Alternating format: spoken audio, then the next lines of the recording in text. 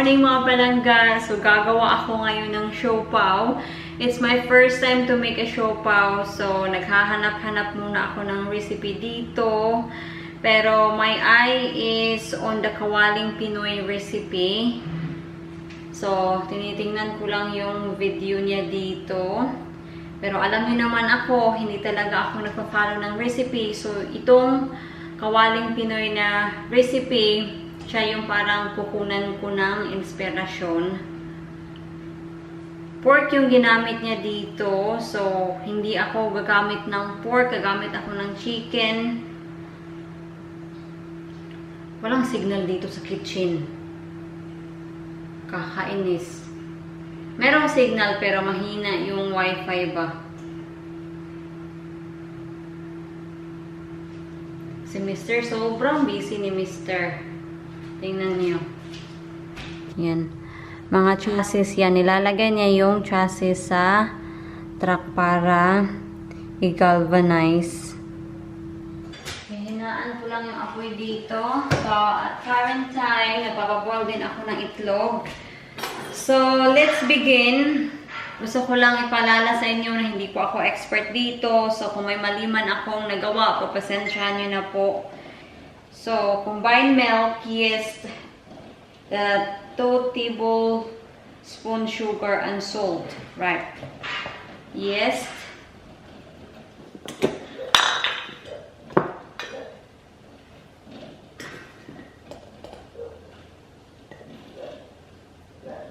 Salt. Then, i-mix natin. Namimiss ko na talagang kumain ng siopao kasi nung nasa Pilipinas ako, isa din to sa mga favorite kong kainin. Siopao. Sos. Siopao with Coke. Sos, ang sarap-sarap. I think okay na siya. So, sabi dito, let it stand for 5 to 10 minutes until the mixture is foamy. So, 10 minutes. And then, we're done with this. The next step is, imimix natin yung flour, sugar, baking powder, 2 teaspoons of baking powder.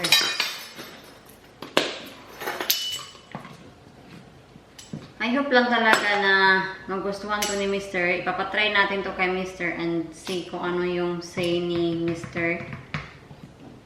I-mix-mix ko lang sila. Hindi ko muna siya lalagyan ng vegetable oil kasi naghihintay pa tayo dyan.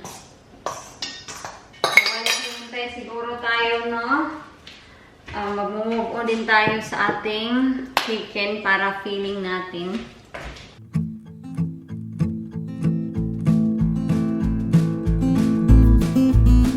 Ganito yung pagkat ko sa kanila kasi pag once naluto na sila, isi-shred natin.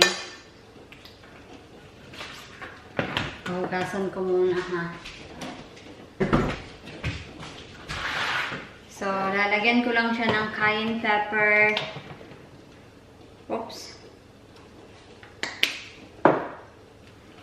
Pepper. And salt.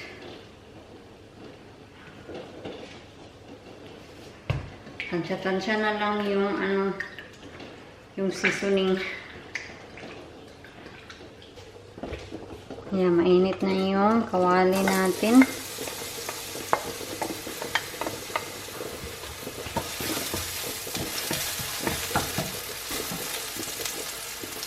Lagay na natin yung chicken.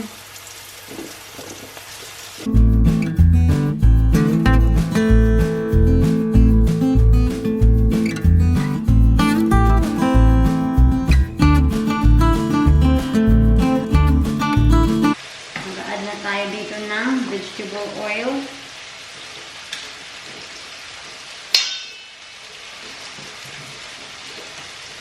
Ngayon naman, ihalo natin yung liquid natin. Ito. Tingnan nyo yung ano natin. Yan oh. Nagiging foamy na siya. So, I think okay na yan.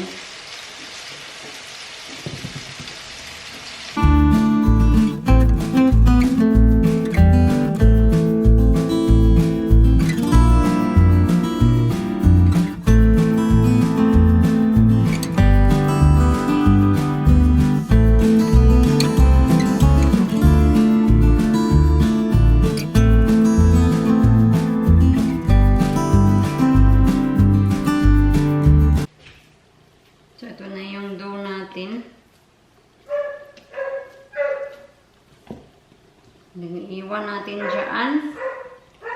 Sabi doon mga 2 hours daw para mag-rise siya. Ika-cover ko lang.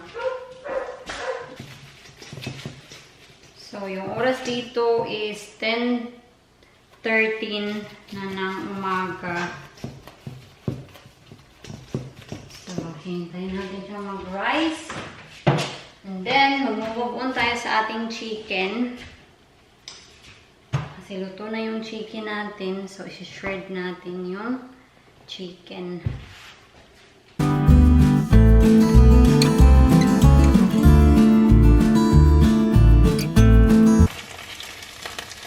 Yan.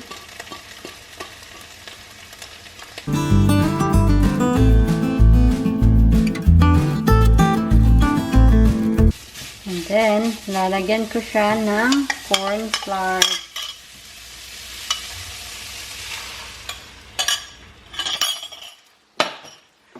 Lalagyan ko din siya ng kaunting toyo. Tansya-tansya na lang.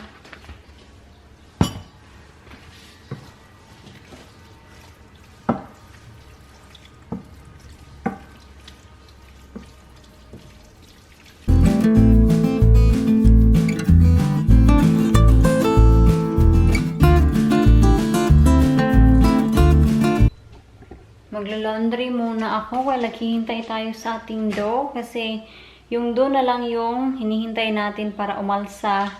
And yung egg natin, yung eggs, yan na oh. Yan. They're just waiting.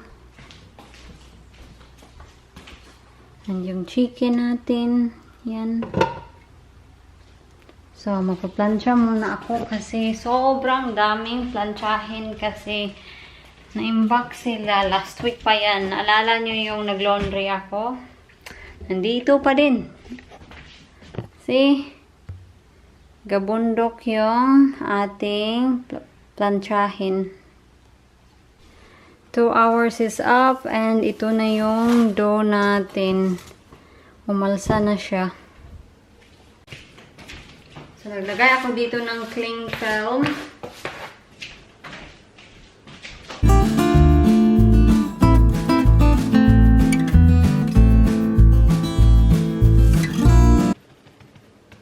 One, two, three, 4, 5, 6, 7, 8, 9, 10. There you go.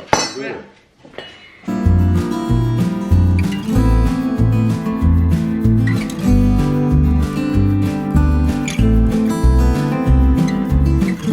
So, iwan lang natin siya dyan. I think yung pag-i-steam natin ng siopao mamaya na kasi si Mr. biglaan to. Nag-suggest siya na aalis daw kami. So kung aalis kami, pag uwi ko na lang talaga mai-steam tong ating siopao. Lalagyan ko muna sila ng filling. And then, ilalagay ko sila sa fridge. So, I hope okay lang, no? A few minutes later. Magkakat muna ako nito. Parchment paper yung gagamitin ko. Ito lang kasi yung meron ako. So, pwede na siguro to.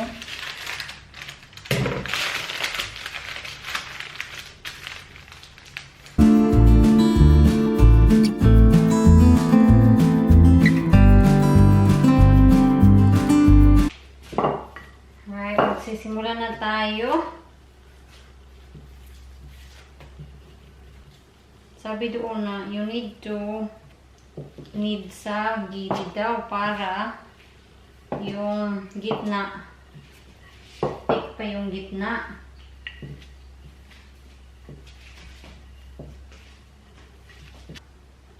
Okay na ba yan or sobra? Tapos, lagyan natin ng isang egg. Isang slice ng egg. Laka, uy, ano ba itong pinagagawa ko? Papasensyahan nyo na talaga. Kung ito magiging fail, no wonder. Oh! First siopao! Gawin natin dyan. Ito siya mga palangga. First, gawin natin dyan.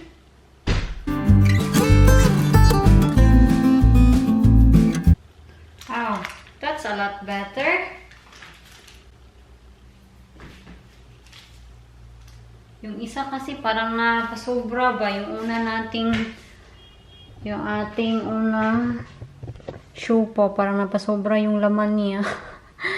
Never mind.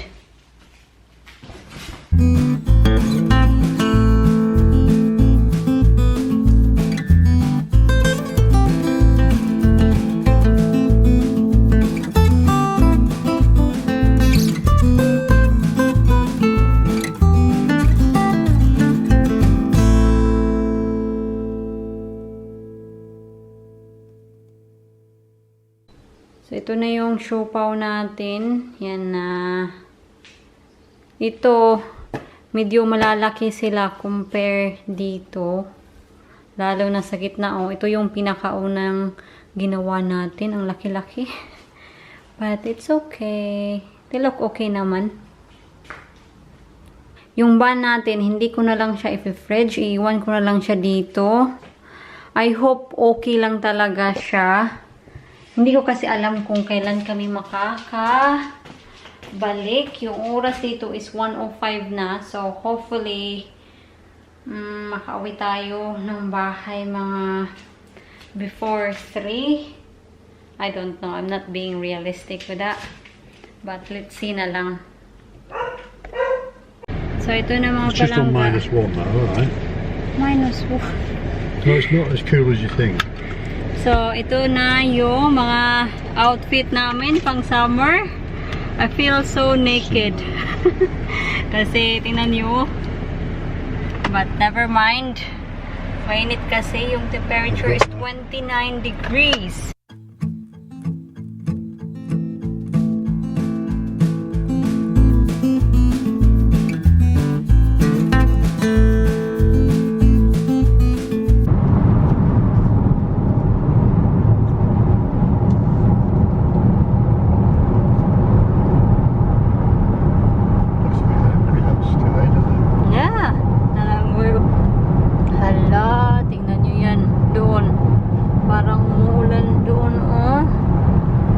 Nakita nyo naman siguro yung mga outfit namin. Pang summer tayo. 28 degrees now. Oh. It'll be freezing next. It will be freezing when we arrive to our destination, or it will be raining, isn't it? Oh dear.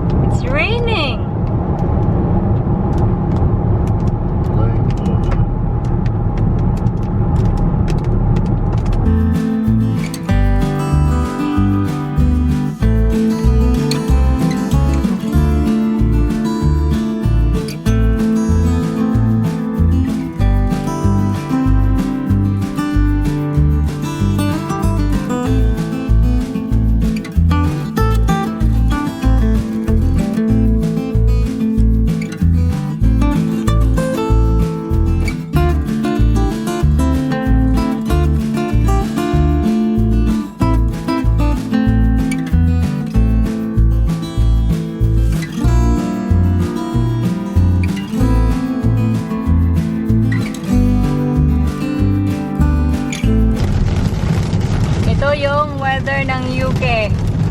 Pabago-bago kanina. Sobrang init. Ngayon, umulan.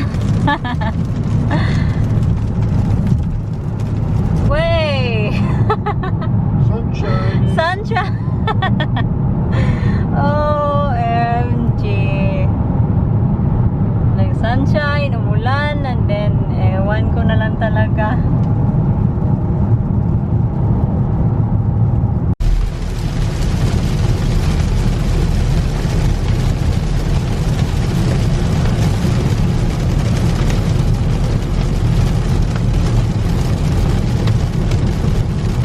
Many hours later. So, ito na yung siopao natin. Nalagay ko na siya sa ating steamer. I hope maging okay. So, yan. Maliit lang yung steamer natin. But, it's okay. Hindi natin malagay lahat. So, patience is a virtue na lang talaga. I hope talaga maging okay siya kasi first time ko itong gawin. A few minutes later. Napansin ko mga palangga na nag-expand yung siopao natin. Hala,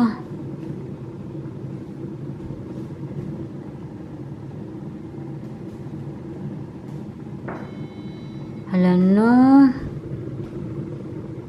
Kunin ko sila, be. Sandali lang. Kasi meron tayong 3 layer dito sa ating steamer. Pero dalawa lang yung ginamit ko. Sandali lang, ha? Hala. Kunin ko lang. Kung pwede ba. Kukunin ko lang siya. Kung pwede ba siyang kunin. Oh my God. Diyos ko, ano bang pinagkagawa ko dito? Baka magtampo tong siopao ko. Hala ka, nabaliktad. Di ko sana na ginalaw eh. Dali lang. Nag-expand talaga sila. So, hindi ako nag-i-expect na mag-i-expand sila ba. Lagyan natin yung dyan. Yan. So, 3 layer na.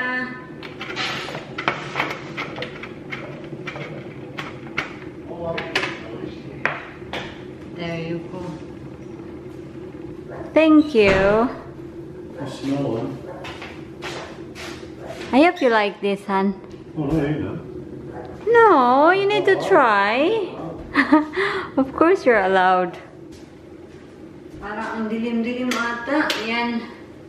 So, yung bottom layer, I'm pretty sure luto na to. So, kukunin natin to. Ooh.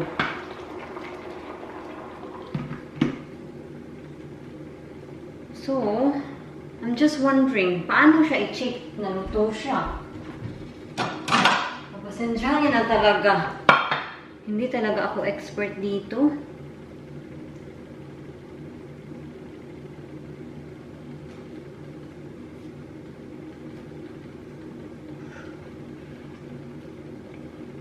Ouch, ang init. Mainit, besh. Ay. Ooh.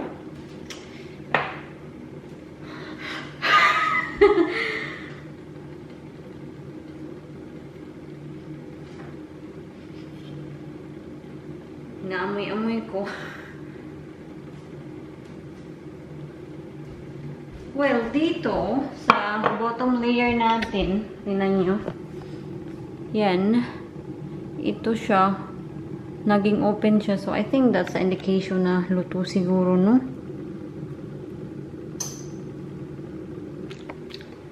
Luto naman siguro na. Kasi sabi doon, 10 to 15 minutes and 15 minutes na.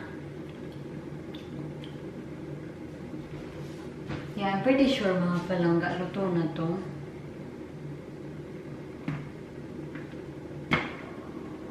Yes, luto na siya. So, ito turn off na natin to. Yan. It looks okay naman siguro, di ba? Ano sa tingin nyo? Pasado na ba? Well, not bad for the first time. Tatakpan muna natin yung ating siopaw kasi baka dapuan ng langaw. May mga langaw kasi. Gusto ko ipatry kay Mr. yung siopaw na mainit-init pa yung siopaw. Kasi para sa akin, mas masarap yung siopaw na mainit-init pa. Then tapos lagyan mo ng ketchup. Nako. Masarap kaya.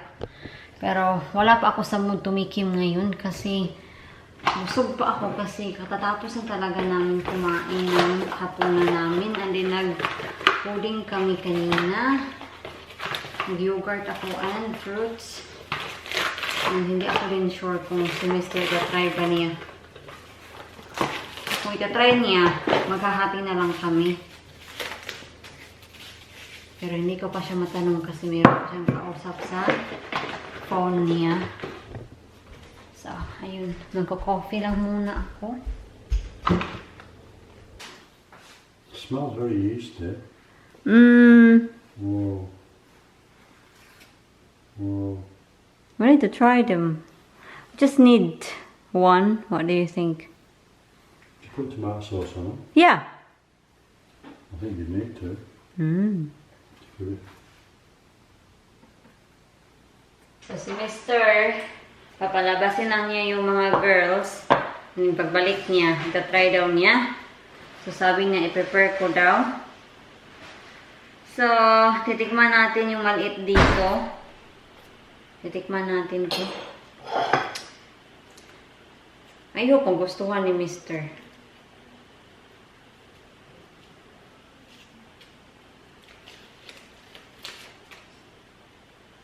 I'm just wondering if yung ilalim luto siya kasi yung ilalim kasi medyo may pagka-thick siya.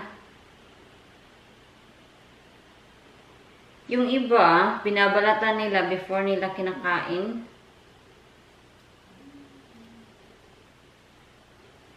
Minsan, depende din sa mood ko, binabalatan ko siya. But most of the time talaga na kumakain ako ng siopaw, hindi ko binabalatan. Kainin lahat. Lalo na pag gutom. Pero dahil si Mr. kakain din ito, babalatan ko.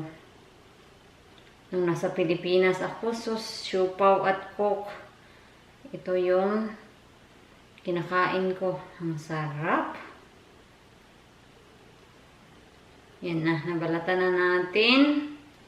And hihiwain natin into half.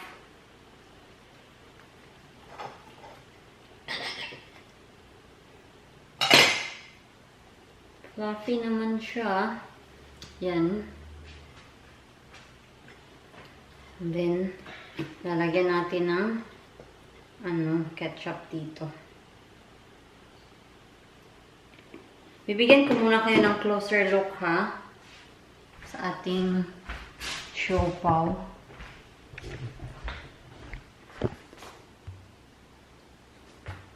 Hindi siya nagpo-focus. Yan siya. Yan. So, okay naman siguro, di ba? Nandito na si Mr. So, kailangan na natin siyang i-prepare para makatikim siya. Cheers! You need to show them. Very thick.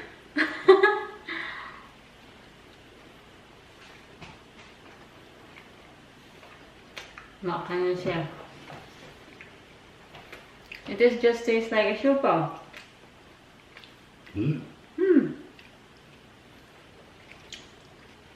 You probably find it different because you never tried it when you are in the Philippines. But it just tastes like a siopaw one.